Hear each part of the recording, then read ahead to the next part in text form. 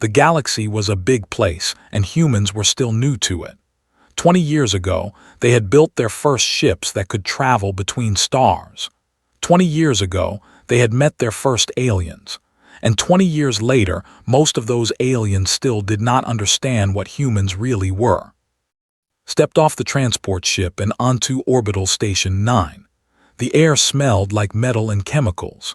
The lights were too bright, the way they always were on alien stations. She carried one bag over her shoulder and held her work tablet in her other hand. She was 28 years old, not very tall, and she kept her black hair cut short so it would not get caught in machinery. She was an engineer, she fixed things. That was her job and she was good at it. The station hung in space above a gas giant, a planet made entirely of storms and clouds. Below the station, the planet's atmosphere swirled in colors of orange and red. The station itself was a mining platform. Ships came here to collect valuable gases from the planet below. It was dangerous work, but the pay was good and needed the money. A small alien met her at the docking bay. It had 4 arms and gray skin and stood only as tall as her waist. This was one of the technician species that worked throughout the galaxy. This name was, and he was supposed to show her around. "You are the new human engineer," said. His voice was high and quick. "Welcome to 9, please follow me." Followed him through the station's corridors. Other aliens moved past them, going about their work. She saw tall, insect-like creatures carrying cargo. She saw floating beings made of light. She saw heavy, rock-skinned miners trudging toward the lift platforms. The galaxy had many different kinds of life, and they all mixed together on stations like this one. But one kind of alien made everyone else move aside. Saw them for the first time as she walked through a crowded hallway. 2 creatures, each one over 2 meters tall, with black scales covering their bodies. They had long arms that ended in claws like knives. Their eyes were yellow with narrow black pupils, like the eyes of snakes. They walked slowly, and every other alien in the hallway pressed against the walls to let them pass. Whispered to her, "Security species, very dangerous, do not make them angry." Watched the 2 walk by. They looked like predators. They moved like predators. Everything about them said that they were hunters, designed by evolution to kill and eat other creatures. One of them turned his head and looked at her. His yellow eyes studied her for a moment. Did not look away. She did not press herself against the wall. She simply nodded once, the way she would nod at any, and kept walking. His inner eyelids flickered. Then he turned away and continued down the corridor. Stared at her with all 4 of his eyes wide open. "You did not show fear," he said. "Why did you not show fear?" "Should I have?" asked. Did not answer. He just kept walking, but he looked at her differently now. The who had looked at was named. He was not like the other on the station. 10 years ago, he had fought in the border conflicts, a small war on the edge of colonized space. He had fought alongside human soldiers, and he had learned things about them that most aliens did not know. Humans were not prey. Had seen human soldiers carry wounded friends for miles through hostile territory. He had seen them fight when they were injured, when they were starving, when any reasonable creature would have given up. He had seen a human woman with a broken arm beat an enemy combatant to death with a rock because she had run out of ammunition. The other species thought humans were weak because they were small and soft. They had no claws, no scales, no natural weapons, but knew better. Humans came from a planet with heavy gravity, a planet where everything was trying to kill them. They had evolved not to be the strongest or the fastest, but to be the most stubborn. They simply refused to die. When he saw the small human woman in the corridor, the one who did not look away, felt something he rarely felt anymore. He felt curious. Settled into her new job quickly. She worked in the engineering section, fixing broken machines and making sure the station systems kept running. She was good at her work, and the other engineers soon learned to respect her. She did not talk much, but when she did talk, she usually knew what she was talking about. She worked alongside aliens of many species. There was Supervisor, who studied the life forms that floated in the gas giant's atmosphere, was kind but nervous, always worried about something. There was Chief Engineer, a gruff older human who had been on the station for 15 years. And there were dozens of technicians, insect-like workers, and other species that was still learning the names of. The security officers kept to themselves. They patrolled the station, watched for trouble, and made everyone nervous just by existing. Most workers avoided them. Did not avoid them, but she did not seek them out either. She simply treated them the same way she treated everyone else. It confused everyone. 3 months passed, learned the station systems. She made a few friends. She sent money home to her family in.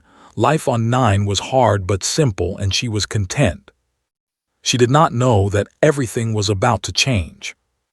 She did not know that in just a few days, she would do something that would be talked about across the galaxy.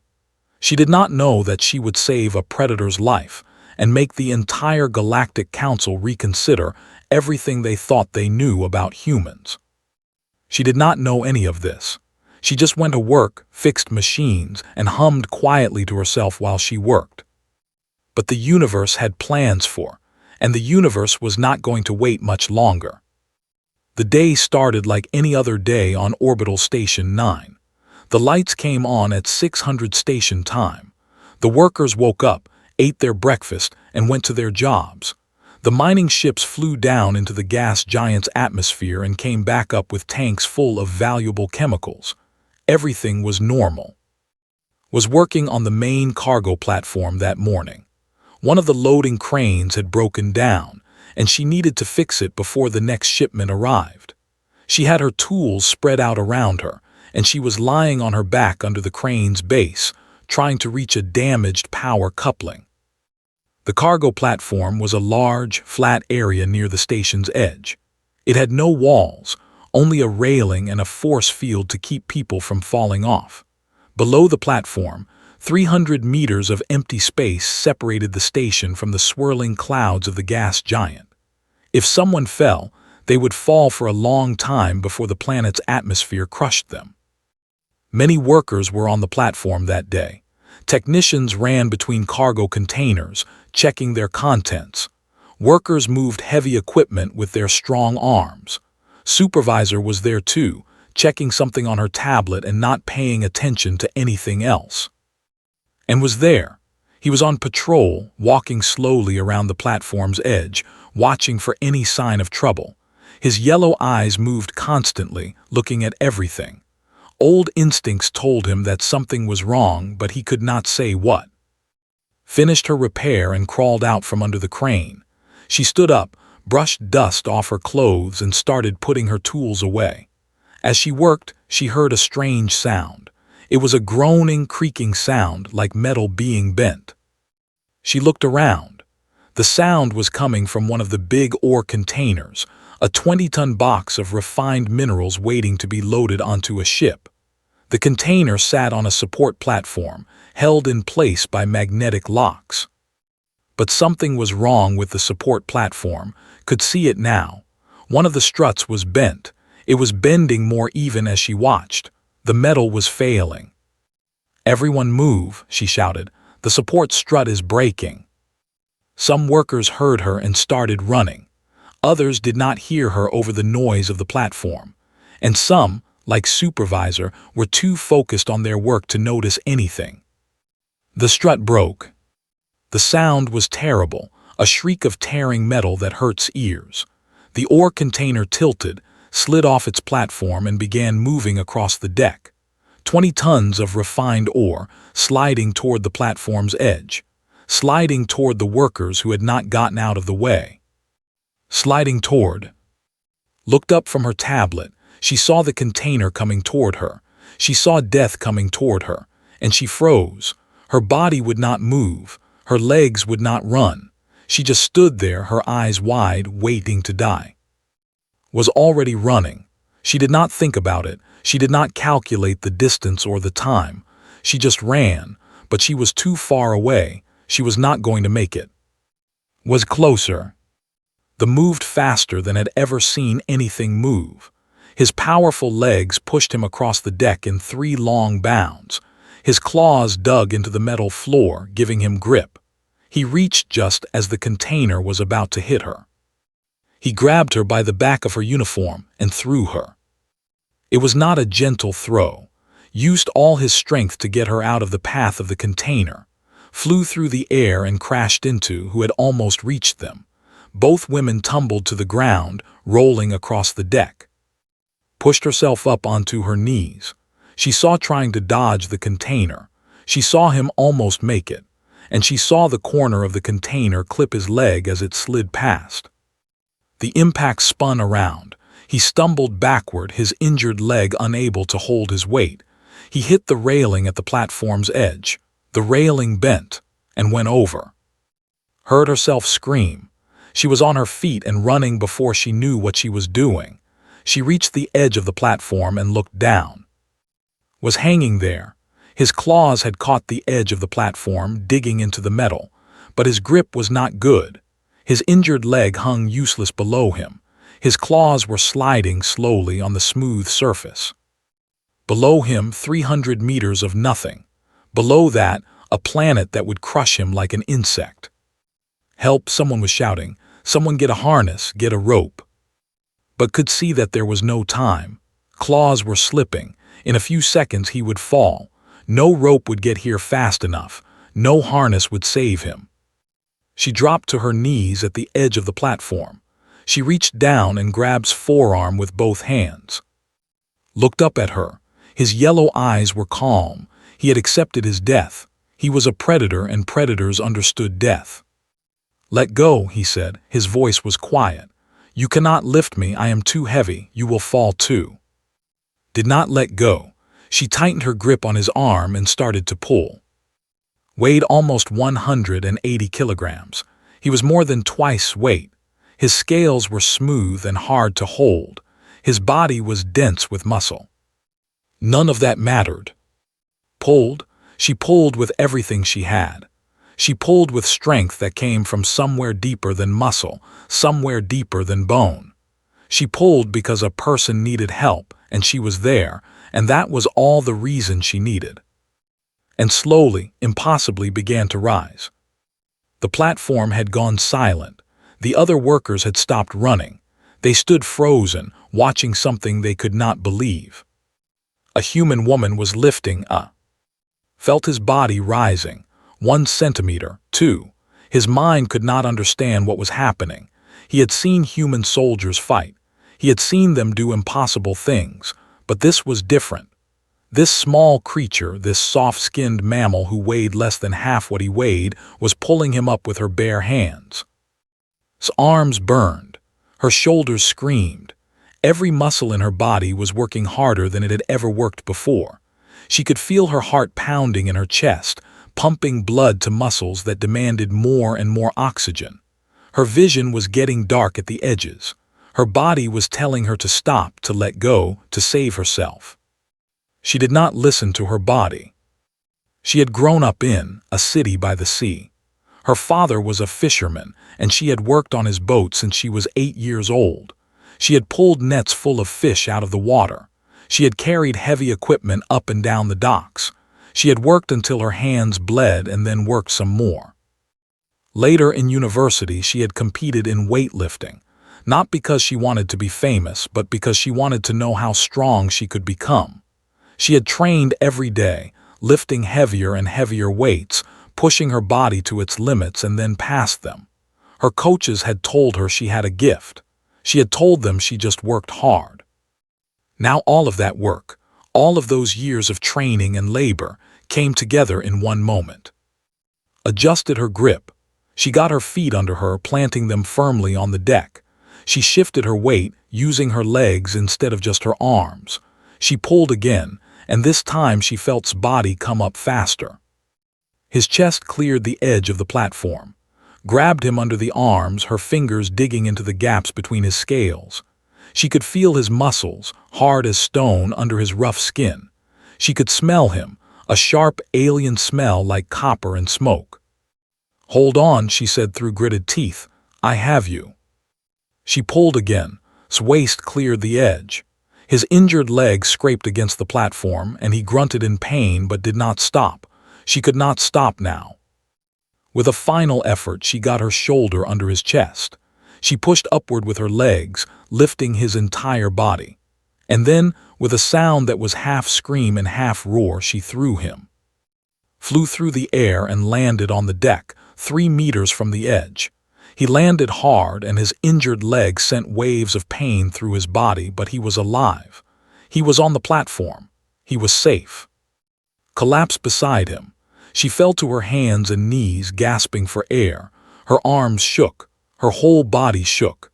She had pushed herself past every limit she had, and now her body was demanding payment. For a long moment, nobody moved. Nobody spoke. The only sounds were ragged breathing and the distant hum of the station's systems. Then the small technician said something in a voice filled with wonder.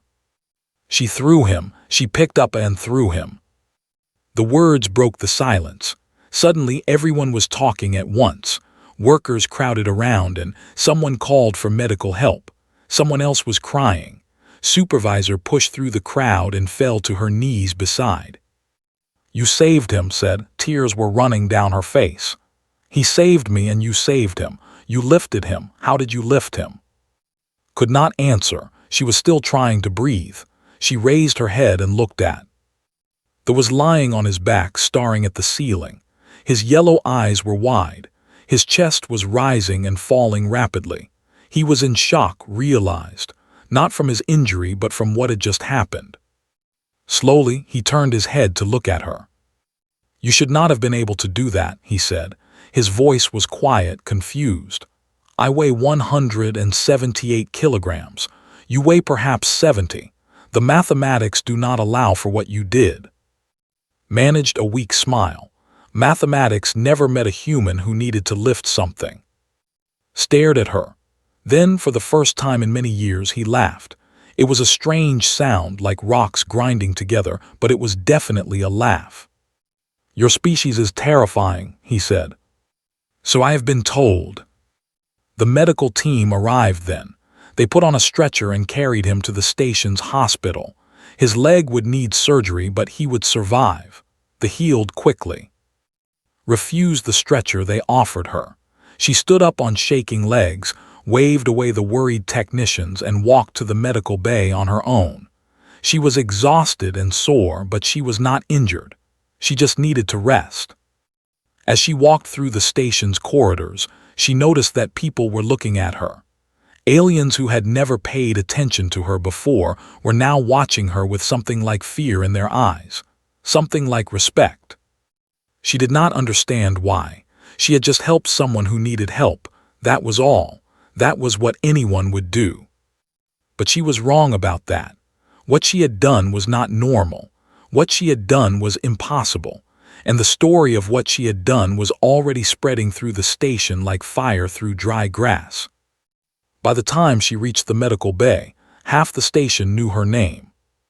By the time she fell asleep in a hospital bed, the story had reached the communication relays. And by the time she woke up, everything had changed. The story spread faster than could have imagined. Within hours, everyone on 9 was talking about it. Within days, it had reached other stations in the sector. Within a week, it was being discussed in the halls of the Galactic Council itself. A human female had lifted a male and thrown him to safety. The aliens did not know what to make of this. They were one of the largest and heaviest species in the galaxy. They were predators, evolved on a harsh world where only the strongest survived. A single could kill most other species with ease. They were feared throughout known space. And a small human woman had picked one up and thrown him like he weighed nothing. The Galactic Council sent a formal request for information. They wanted to know if the reports were accurate. They wanted to know if this was some kind of trick or misunderstanding. They wanted to know how this was possible. Commander, the station's human liaison officer, was asked to explain.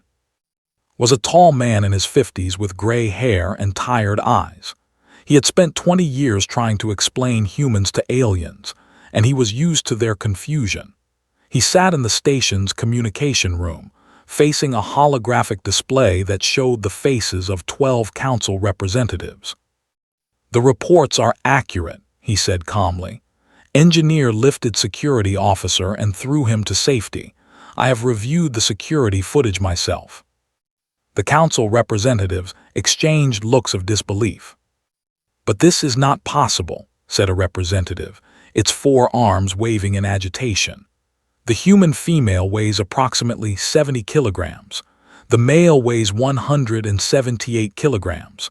The strength required to lift such a weight is far beyond what human physiology should allow." Smiled slightly. "You are thinking of average human strength. Is not average. She is a trained athlete who grew up doing physical labor. She has spent her entire life building strength." "Even so," the representative protested, "the weight difference is too great." "Is it?" Pulled up personnel file on his tablet and shared it with the council. Before joining the mining guild, she competed in weightlifting. Her personal record for that was 210 kilograms. That is more than weighs. Silence fell over the council chamber. 210 kilograms, repeated a representative slowly. "A human female can lift 210 kilograms. Some can, and she is not even our strongest."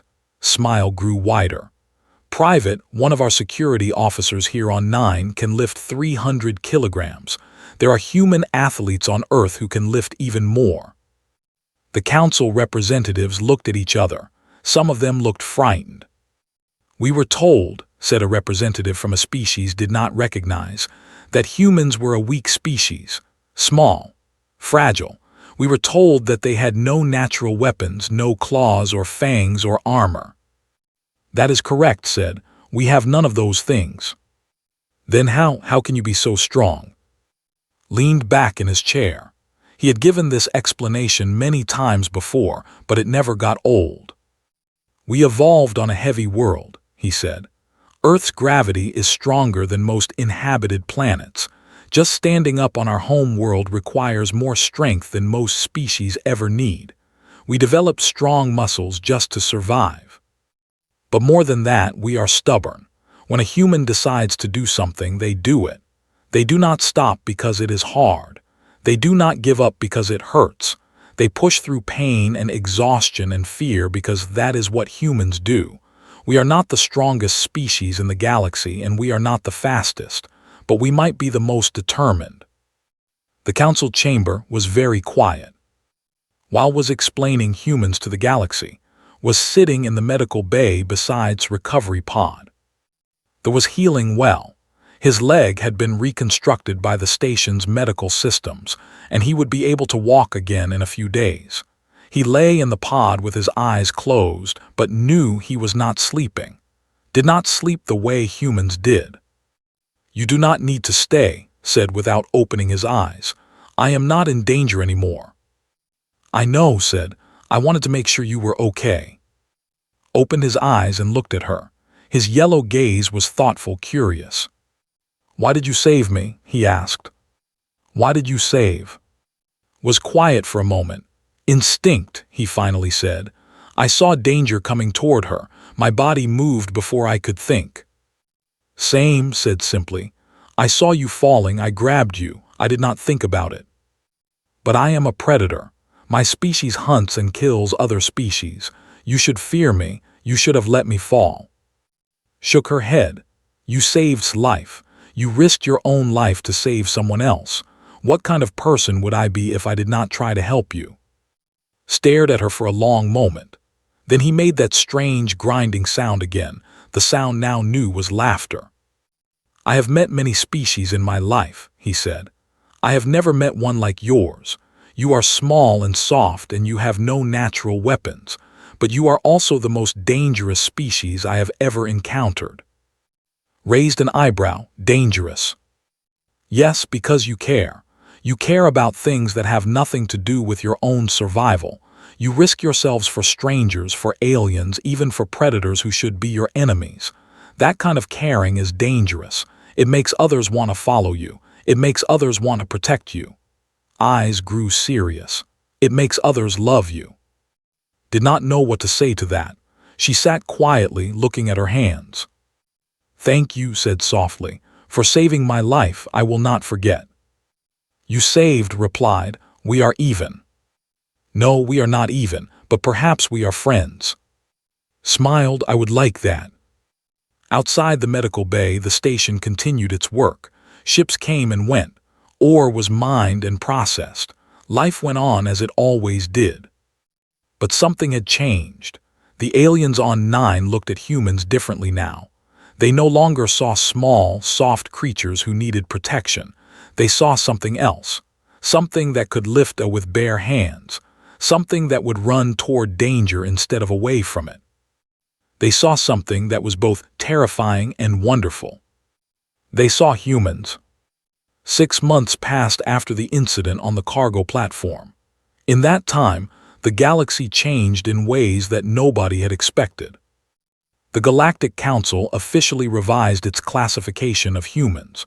For 20 years, humanity had been listed as a curious anomaly, a species that was interesting but not important. Now they were reclassified as strategic alliance priority. This meant that the Council wanted humans as friends, not just as curiosities. The change was not because of human weapons or technology. Other species had better weapons. Other species had more advanced ships.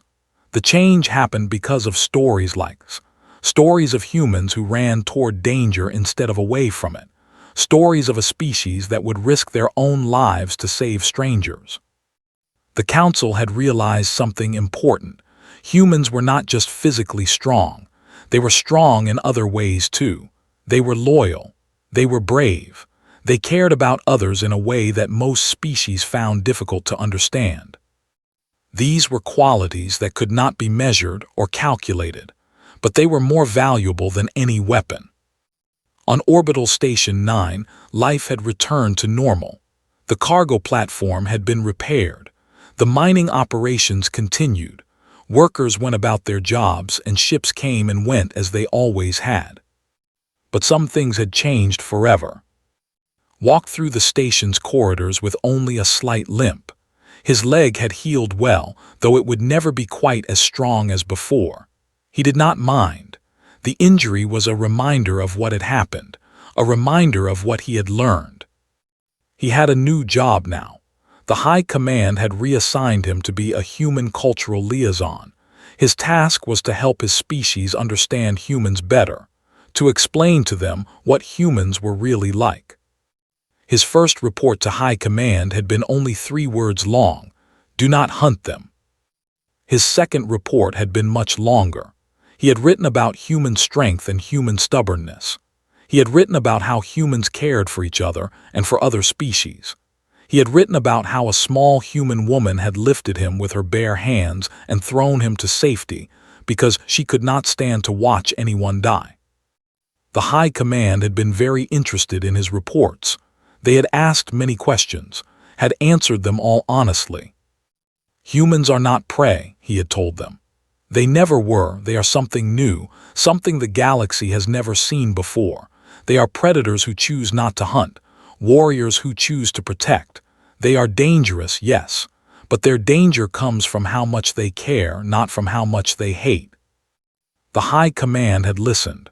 They had thought about what he said, and slowly, carefully, they had begun to change their approach to humans. Knew nothing about any of this. She did not know that she had changed the relationship between 2 species. She did not know that reports about her were being read by the leaders of multiple civilizations. She just went to work every day, fixed broken machines, and sent money home to her family. She had become famous on the station, though she did not enjoy the attention. Other workers pointed at her in the corridors and whispered to each other. Aliens who had never spoken to her before now wanted to be her friend. She found it all very strange and a little annoying. The only new friendship she valued was with. They ate together in the mess hall sometimes, the human engineer and the security officer. Other workers watched them with amazement. a predator species and a prey species, sitting together like equals. But that was the thing. Humans had never been prey. The galaxy was just starting to understand that. One day, about 6 months after the incident, a reporter came to Nine. She was from a major news network that broadcast across 3 sectors. She wanted to interview about what had happened. Did not want to be interviewed. She did not like talking about herself. But Commander asked her to do it as a favor, and she found it hard to say no. So she sat in a small room with bright lights and cameras pointed at her face, and she answered the reporter's questions. "How did you find the strength to lift, the reporter asked. "Witnesses say it should have been impossible." Thought about the question for a moment. She remembered how her arms had burned. She remembered how her body had screamed at her to stop. She remembered ignoring all of that because someone needed help. "He needed help," she finally said. "I helped." "But the weight difference," the reporter pressed. "The physical impossibility of what you did, how do you explain it?" "I do not explain it," said simply. "I just did it.